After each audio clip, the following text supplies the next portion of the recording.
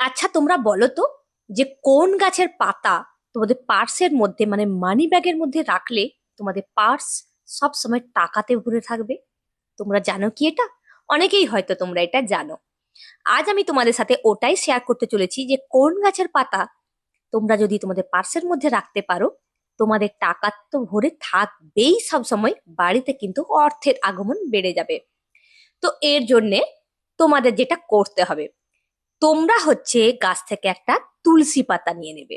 আমি প্রথমেই বললাম যে তোমরা সকলেই হয়তো এটা জানো। তোমরা একটা তুলসী পাতা যদি রেখে দিতে পারো, তাহলে কিন্তু তোমাদের পার্স কখনো খালি থাকবে না। তোমরা প্রত্যেকে এটা ট্রাই করে দেখো, রেজাল্ট কিন্তু তোমরা অবশ্যই পাবে।